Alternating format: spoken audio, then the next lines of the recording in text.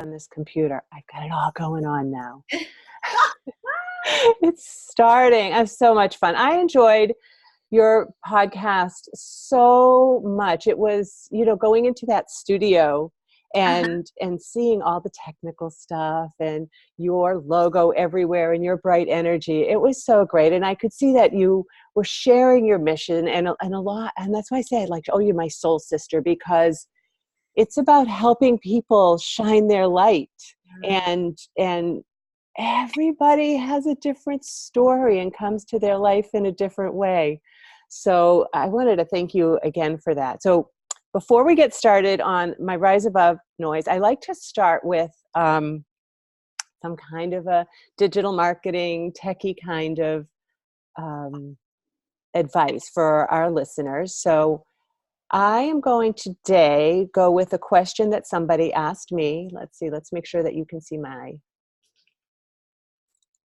screen. You guys, you see my screen now? It says Constant Productivity Webinar, it says here? Yes. Okay, so what I want to do is talk about getting people to sign up for your email list and how, so a lot of us do some networking or we do some speaking in front of people, and often we want to say, oh, I have this great download for you, or I'd love to offer you this or whatever.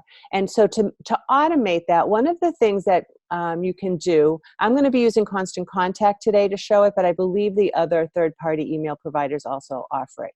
So this is going to be to text to join, and it is a life changer. So I go to sign up forms on Constant Contact. With the other ones, they'll all have their own way of doing it. You go to Constant Contact, you go to sign up forms. You're going to go down here to landing pages and more. And one of the options over here is text to sign up. Let me show you what that looks like. So I went to a meeting the other night, and Beth Knaus of That's a Spade Copywriting had these great tips that she wanted to offer. And instead of people having to sign up on a sheet or whatever, all they had to do was take out their phone. She used a different number. So mine is, I've set it up that when people pull out their phone, and in the address line where you might put, your husband's name or your kid's name or something, you're going to put the numbers, in my case, 22828. And when people put 22828 in the address line, and then in the message line, they need to put the word nurture, in my case. When they do that, they get an automated email. I should make this bigger so you guys can see it better. Which says, and I'm usually doing a presentation at the time, so right there on the phone in the presentation, people get a message, hey, how much fun is this? Send me your email address and I'm going to send you a link to access your free digital marketing assessment tool. So they put in their email address and they get a message right back. And the message says, thanks a bunch. It's been a blast to be here with you today. I look forward to staying connected. And they're added to my email list. The list I've added them to is called Quiz. And they're going to be entered into one of my automated response welcome series, where they're going to be able to take a self-digital assessment, go through that whole process, and then over the period of, I think, 4 more weeks, they're going to have a deep dive into some of the areas of the assessment so that it's giving them more and more information on things that they need to think about if they're online, if they have a website, if they're doing digital marketing, if they're doing email marketing. So today's tip of the day to rise above noise is to use a text to join setup so that you can offer people more of your goodness in a really quick and easy way. I hope that was helpful. So now the good part, not that that wasn't good, you guys, but I love to shine the light on other people more than myself. I want to introduce my soul sister, Annie Clay, who is a lifestyle coach and the host of the BadAss Mamas podcast. When I asked Annie, what is your superpower? Annie told me that she helps moms awaken their inner badass and create lasting chance in their lives. And I just freaking love that. Today we're going to kind of go over some of those things. How do badass mamas show up in the world? What do we stand for? How do we tap into our inner badass mama? I'm so glad you're here, Annie. Thank you, Susan. I'm so happy to be here. This is so much fun.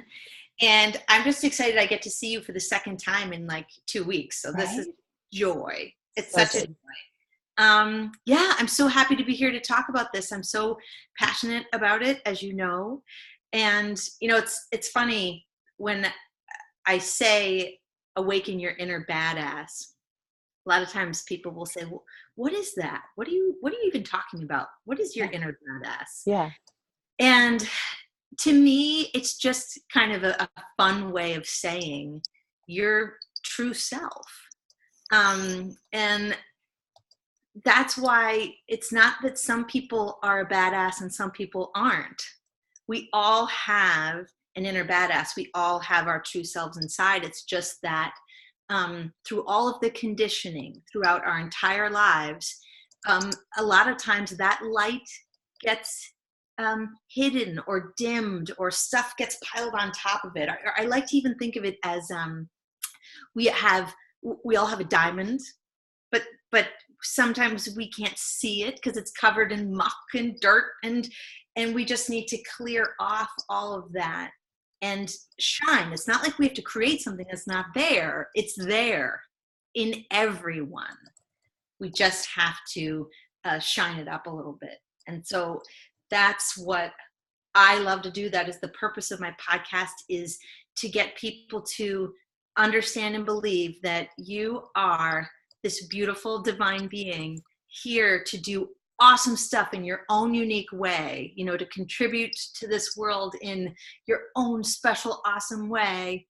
If you believe it, you know, but sometimes we need somebody else to believe in us before we can believe in ourselves. That's certainly been my case.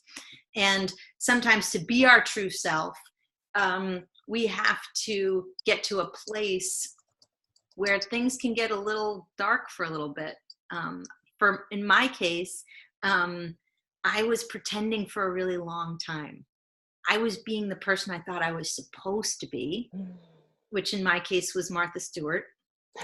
I was supposed to be this domestic goddess. And what's so funny about that is I can barely boil rice. It's not who I am, but I was trying. And for a long time, I thought that's what I was supposed to do, is to be the perfect wife, be the perfect mother, be the perfect entertainer. And that's, it took a toll. And I wasn't tapping into really the reason why I'm here at all. I wasn't doing any of this stuff. And after a while, I got physically sick from all the pretending.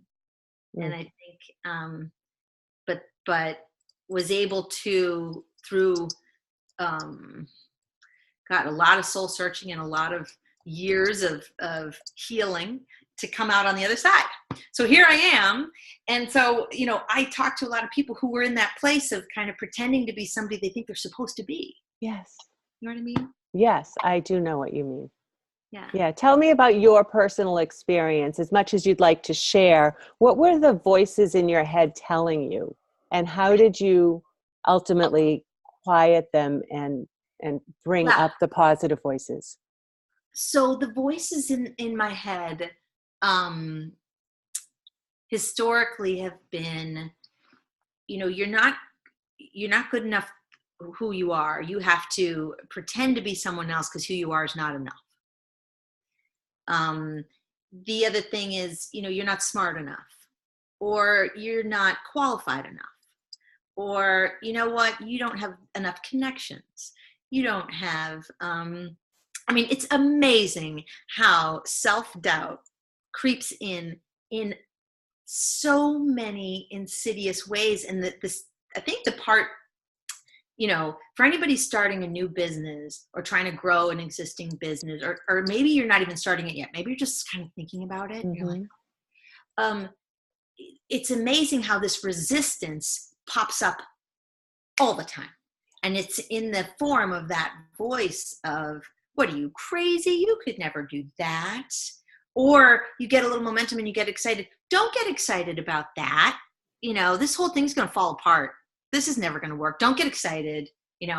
So you have to, for me anyway, it's taken years of getting into the practice of getting quiet every day. Like meditation's like a huge part of my life. Walking in nature is a huge part of my life. Like when I feel like I'm going to lose it, I go and just walk in the woods, and I can turn down that self-doubt voice that I know is not real. But gosh, it can be loud sometimes. But I turn it down, and then I turn up that voice, that true self voice, that inner badass voice, which is like, hey, you're figuring this out.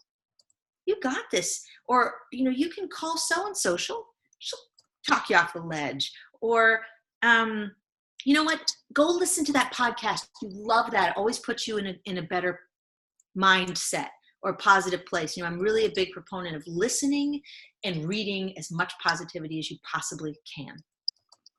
And that has really helped me, because there's certainly enough negativity all over the place. And it's hard not to get sucked into it, Every day. Oh my gosh, it's so true. I was just having that conversation. I often talk about the roller coaster of being an entrepreneur. Oh my God, I'm killing it. I'm amazing. Oh my God, I suck. Who do I think I am? Go get a job. Right. And I'm like, oh my God, I'm making so much difference. Look at all the people that I'm able to help. Who do I think I am? That's my big voice in my head. Who do I think I am? Yes. The music helps. The walks in nature help. The people help so much. I'll tell you what was a huge change for me, because you said that you have people that turn you around, is I have a couple of groups of people that I've created that I call my accountability partners, my virtual board of directors. And in fact, now I'm creating these for other people. But the fact that I can be like, oh, you guys, I'm like totally sucking today. And they're like, wait, didn't you just tell us that you did this and you did this and you did this? What are you even talking about? Someone to remind you about your wins. Oh, or to totally. say, right? You just need that person or Absolutely. those people.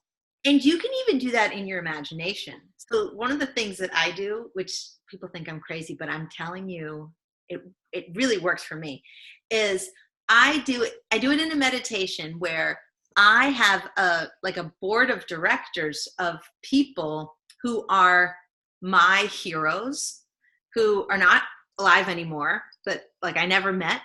Most of them I haven't met, but I have, Eleanor Roosevelt is on my board, and Amelia Earhart is on my board. And these people who I've read about and heard their story and look up to.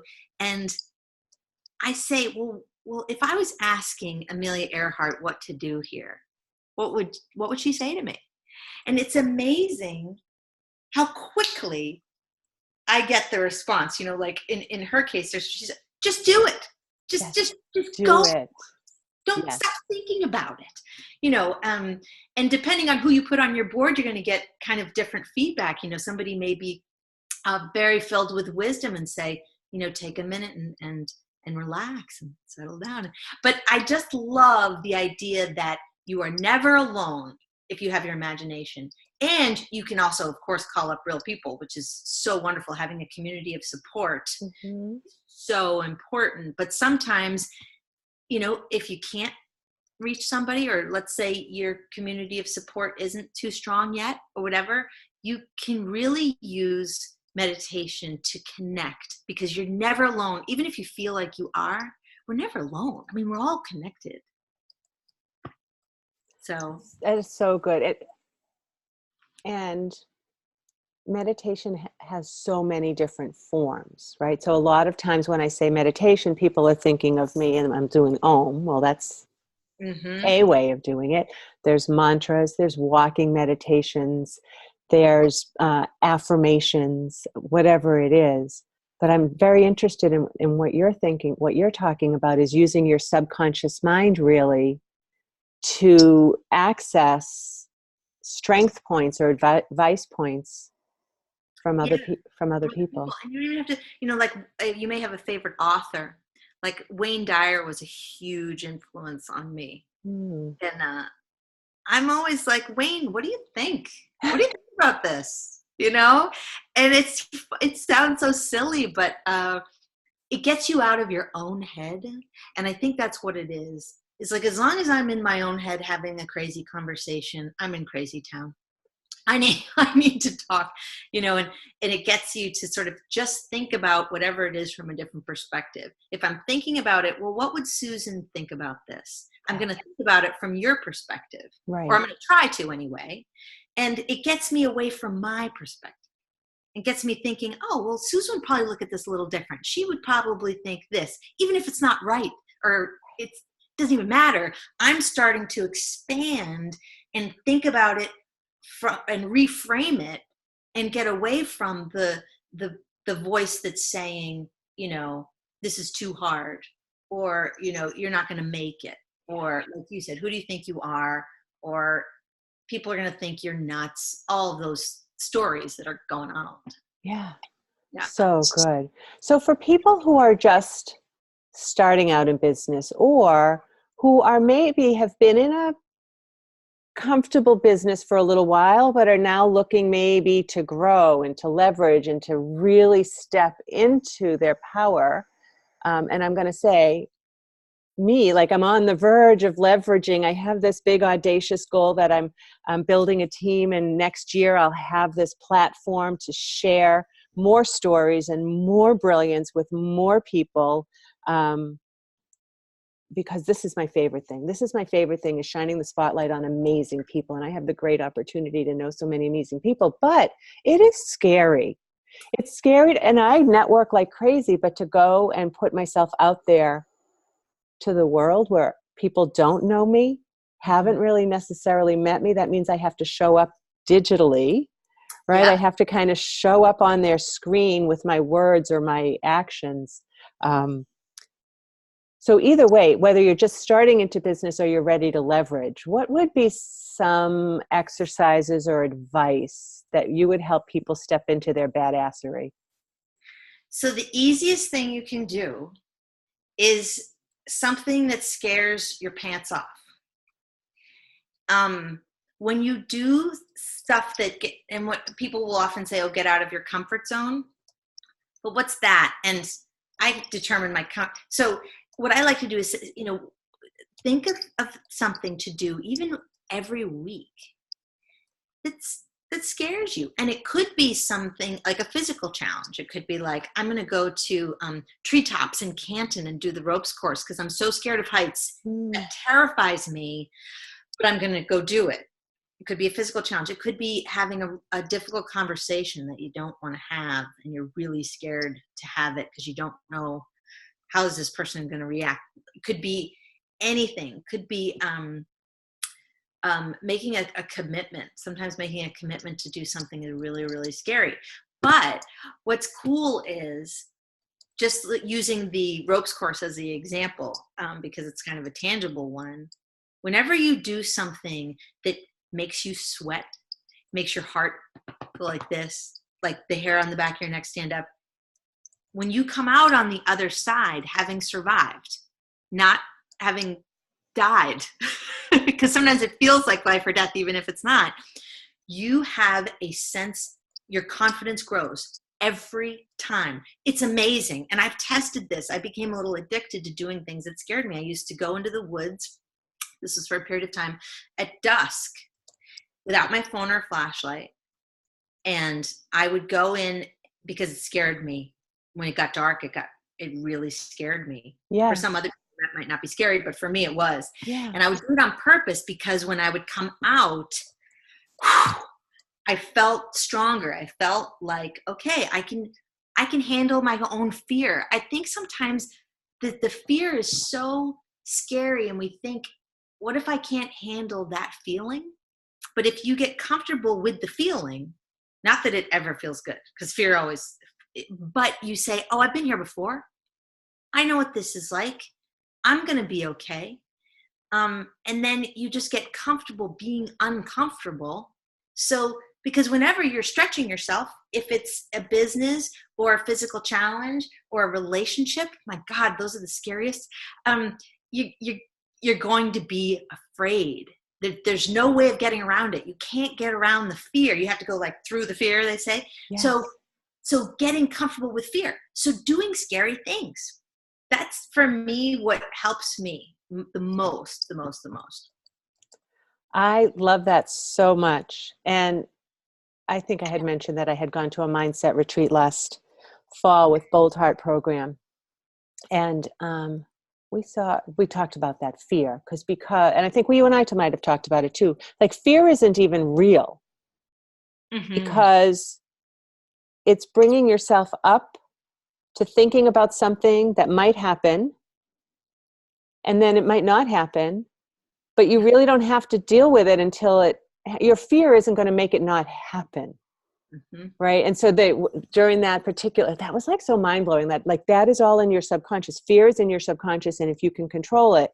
So they showed us the video. If you guys want to check it out, look up Will Smith skydiving and fear. It was so good about how he made himself sick thinking about he was going to go skydiving, and the whole day, it ruined his whole day. Couldn't sleep that night and did it, like jumped out of the plane. And it was the most amazing feeling.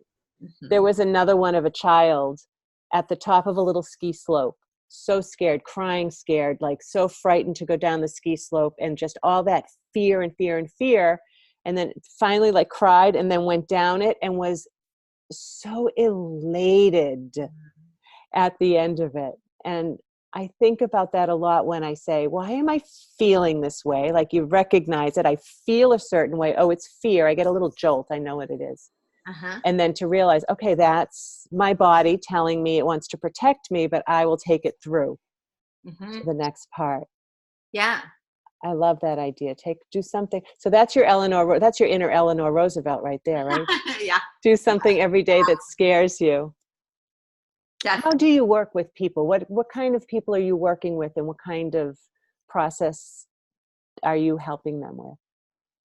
So it's all different things, right? I mean, we get to a certain age and shit happens. It does. Things go down that are out of your control. And you know, I think about my grandmother. She lived to be 105, and she got sick the last like 3 months of her life, but she never was in a hospital her whole life. Wow. She had 10 kids at home, and she was never sick. She was always, I remember going up to visit her. She was 100, and she was shoveling snow, and she wasn't even struggling. And I thought, what is it? What is that? Yeah.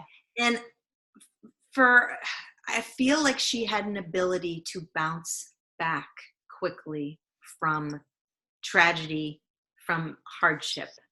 And part of that is probably, you know, in her DNA somewhere, but I believe that bounce back can be cultivated. Absolutely. I was a horrible bounce backer for a long time. I would, if something bad happened, it would take me forever to climb out of the hole, it felt like.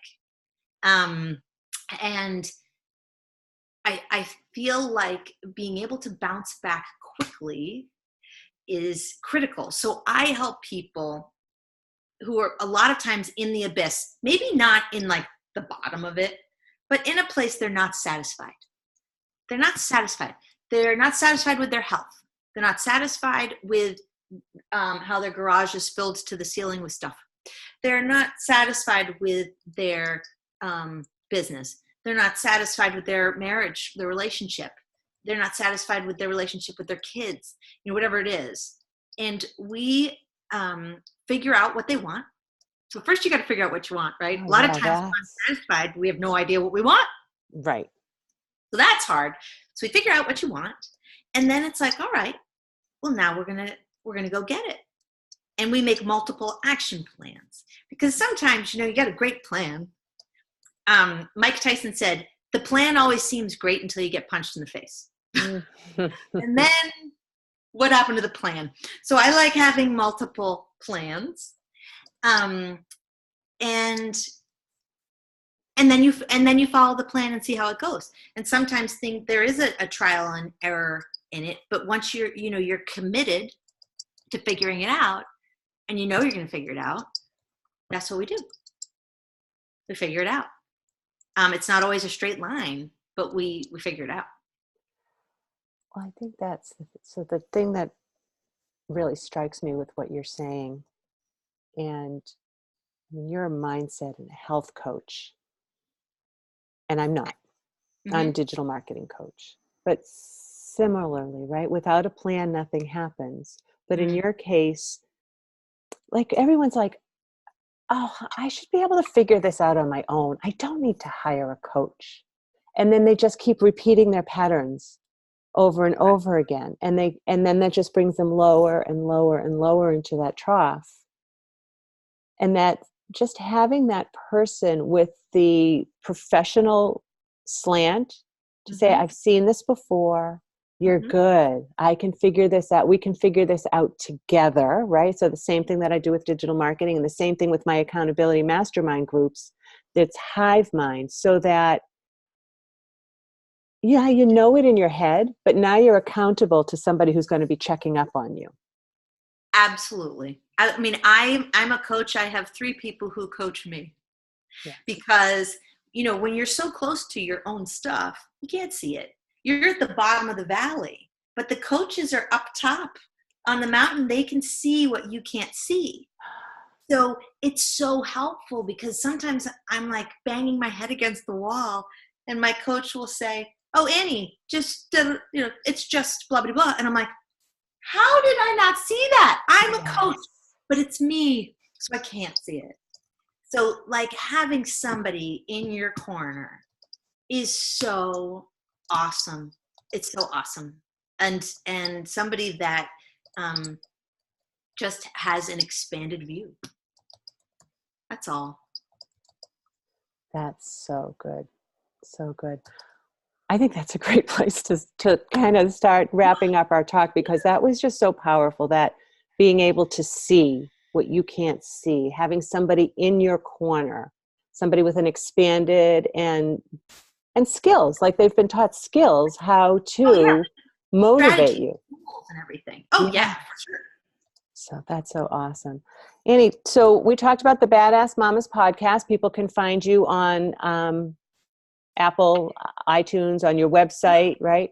Anywhere you listen to podcasts, it's up there. So it's on Spotify, it's on Google Play, it's on all of there's, I think, 8 different platforms that it's on. So you can find it. So good. And you guys, look for me on there. You'll recognize my voice. And we had a lot of fun that day. I gave a little bit. I don't usually talk in these Thursday morning interviews about my background, but I'd love for you guys to listen in and learn a little bit about how I got started in this. Like, how did I go from being a food scientist to doing this, right? Like, that doesn't seem like a straight line. I'd love to share that with you guys. So check out Annie's podcast, listen to me, give me some feedback, ask me some questions.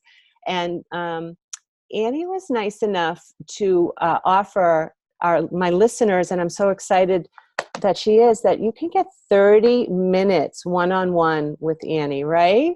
Yes. Like, that's so good. A 30-minute coaching call, and get some of her delicious goodness, get her view from the mountain, get the benefit of her whole board of directors, Mike Tyson, Eleanor Roosevelt, Amelia Earhart.